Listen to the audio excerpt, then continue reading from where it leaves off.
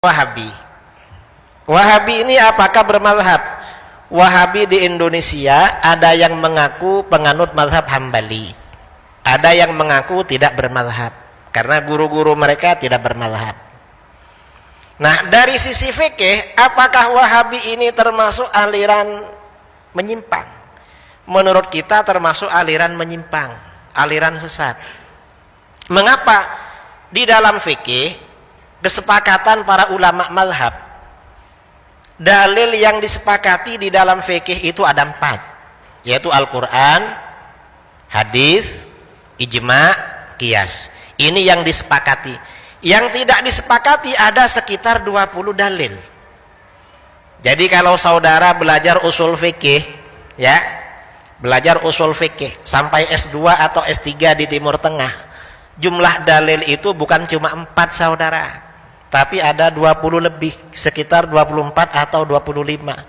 Ada masalih mursalah, ada istihsan, ada amalu ahlil Madinah, kemudian ada ibtalul hiyal, kemudian ada uruf, kemudian ada ilham, ya macam-macam, lebih dari 20. Cuma dari sekian banyak dalil 20 itu yang disepakati ada 4, Al-Quran, hadis, ijma, qiyas. Nah, bagaimana dengan kelompok yang sering mengatakan kembali pada Al-Quran dan hadis? Sudah gak pakai ijma, gak pakai qiyas. Kira-kira kalau saya tanya sama saudara, ada bupati atau wali kota, anggaran proyek pembangunan jalan anggarannya 4 miliar, lalu yang dipakai 2 miliar yang untuk digunakan pembangunan, sisanya yang 2 miliar dipakai sendiri atau disimpan. Ini kira-kira jahat apa gak jahat? Hah? Jahat. Jahat kan? Karena korupsi keuangan. Lalu bagaimana dengan satu kelompok? Kata ulama salaf, dalil yang disepakati ada 4, Al-Quran, hadis, ijma, qiyas. Ternyata kata orang ini dalil cuma 2, Al-Quran dan hadis. Kira-kira ini kelompok jahat apa gak jahat? Hah? Berarti Wahabi jahat. Jahat pada urusan agama. Maksudnya itu, jangan takut bilang Wahabi jahat. Kalau takut bilang Wahabi jahat, ini kurang mantap aswajanya itu. Nah, berarti begitu. Karenanya kalau ada orang Wahabi bilang kembali pada Quran dan hadis, harus kita gugat. Pertama, ijma'nya mana? Kok gak pakai ijma'? Mengapa? Pertama, dalil yang disepakati ada 4, salah satunya ijma'. Yang kedua, pada masa salaf, orang yang pertama menolak ijma' itu aliran sesat, yaitu satu kelompok dari Mu'tazilah, namanya kelompok An-Nazamiyah, yang didirikan oleh tokoh Mu'tazilah yang terkenal fasik, namanya Ibrahim bin Sayyar An-Nazam. Ini yang anti ijma'. Yang anti ijma' ini aliran sesat. Maaf ya, yang menolak ijma' pada masa salaf itu aliran sesat. Siapa? Yaitu golongan Khawarij. Khawarij ini anti ijma'. Kalau kalian anti ijma', apa masuk golongan Khawarij? Ini kan bahaya.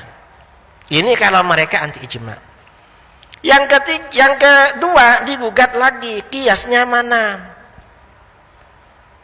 Karena menurut ulama, menurut para ulama, dalil yang disepakati ada 4, nomor 4 qiyas. Ini yang pertama. Yang kedua, kalian gak mau pada qiyas. Qiyas itu perintah Al-Quran. Al-Quran mengisyaratkan pada qiyas. Di dalam Al-Quran, fa'tabiru ya ulil absar, ambillah pelajaran wahai orang-orang yang punya wawasan. Mengambil pelajaran itu artinya apa? Perkara-perkara yang tidak disebutkan hukumnya di dalam Al-Quran, maka disamakan dengan apa-apa yang disebutkan di dalam Al-Quran dan hadis. Itu namanya qiyas. Karena di dalam Al-Quran dan hadis gak disebutkan semua, yang banyak qiyas. Ini yang kedua. Yang ketiga, ya, pada masa salaf yang pertama kali menolak qiyas itu aliran sesat. kelompok Nazamiyah dari Mu'tazilah yang didirikan oleh Ibrahim bin Sayyar An-Nazam. Apa kamu ikut Mu'tazilah gak mau pada kias?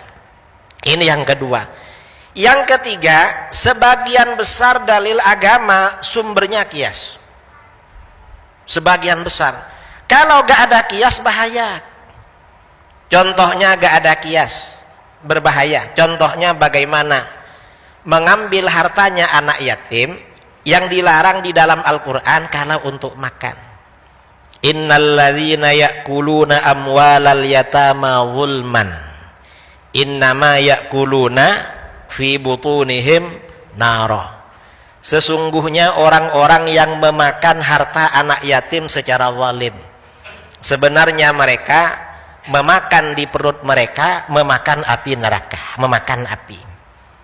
Ayat ini memberikan pesan, mengambil hartanya anak yatim untuk dimakan hukumnya haram.